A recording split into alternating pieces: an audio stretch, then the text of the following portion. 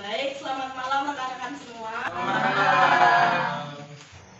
Baik, selamat malam. Perkenalkan, saya Yurika Beatrice Halia Mailani dari Sarjana Terapan Keperawatan Profesi dan Nurse.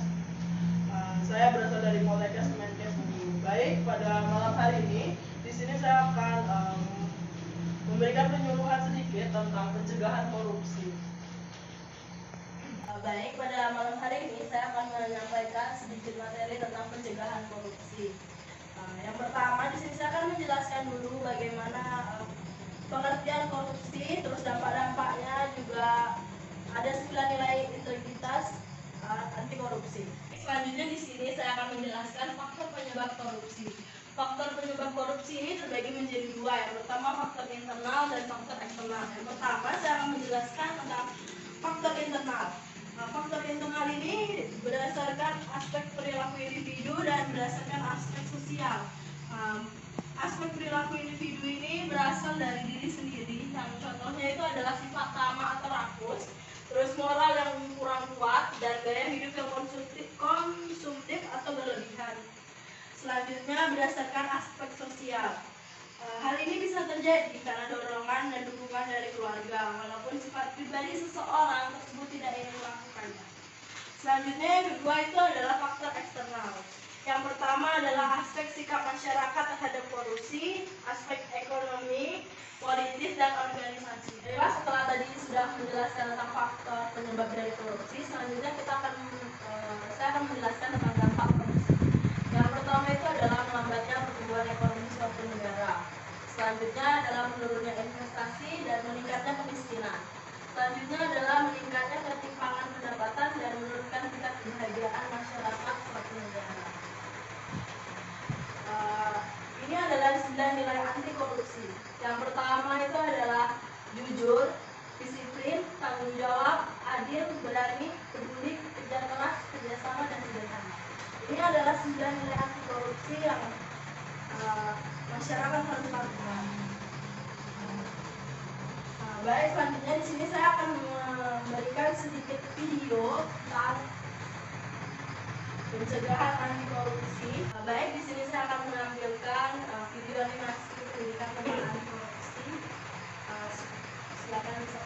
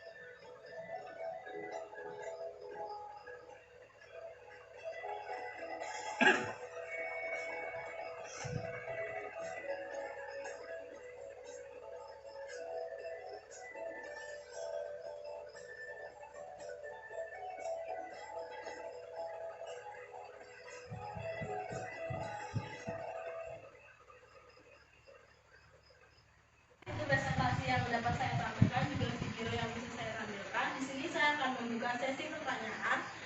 Bagi rekan-rekan yang ingin bertanya boleh angkat tangan. Iya, atas kesempatannya saya Kelvin selaku masyarakat ingin bertanya, bagaimana upaya pengurangan korupsi di Indonesia? Terima kasih. Baiklah, di sini saya berterima kasih untuk pertanyaannya. Di sini saya akan menjawab atau menanggapi pertanyaan dari Kelvin, yaitu bagaimana cara penanggulangan korupsi di Indonesia. Yang pertama itu Kita harus mulai dari diri kita sendiri, bagaimana kita harus sadar untuk tidak melakukan korupsi. Selanjutnya itu juga di lingkungan masyarakat juga harus terus sadar bahwa melakukan korupsi itu tidak baik dan dapat merugikan orang lain juga negara. Selanjutnya yang paling penting juga adalah bagaimana upaya dari pemerintah untuk menindaklanjuti pelaku-pelaku korupsi. Contohnya adalah memberikan hukuman atau memberi sanksi kepada pelaku korupsi. Baik, itu jawaban dari saya. Apakah sudah puas? Baik, terima kasih atas jawabannya. Saya merasa puas. Baik, apakah ada yang ingin bertanya lagi? Boleh angkat tangannya. Baik, kami silakan. Perkenalkan, nama saya Jonathan Aris, selaku masyarakat. Di sini saya ingin mendengarkan pendapat Anda mengenai bagaimana sih pendapat Anda tentang korupsi yang terjadi di Indonesia ini. Terima kasih. Baiklah, terima kasih untuk pertanyaannya. Di sini saya akan langsung menanggapi pertanyaan dari saudara Ari. Pertanyaannya adalah bagaimana tanggapan saya tentang korupsi yang ada di Indonesia.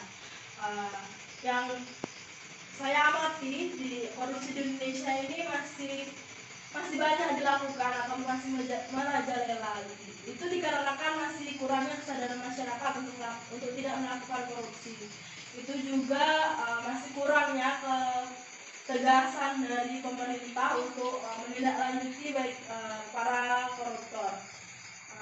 Contohnya saja di hal-hal yang di sekitar kita itu, di kampus saja itu masih banyak mahasiswa yang melakukan korupsi. Contohnya itu masih menyontek, masih mengopi paste tugas. Juga di lingkungan sekitar juga, mungkin di lingkungan masyarakat masih banyak para pemerintah yang menyalahgunakan kekuasaan untuk menggunakan uang yang harusnya digunakan untuk masyarakat tetapi digunakan untuk diri sendiri. Mungkin itu saja yang dapat saya jelaskan. Apakah sudah puas? Baik, terima kasih atas penjelasannya. Saya sudah puas.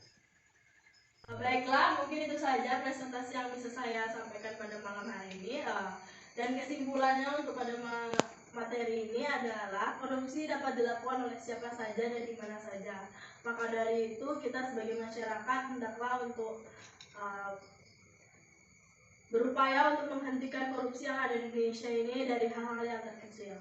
Baiklah, saya mengucapkan banyak terima kasih untuk perhatiannya. Mohon maaf bila ada kekurangan dan kesalahan.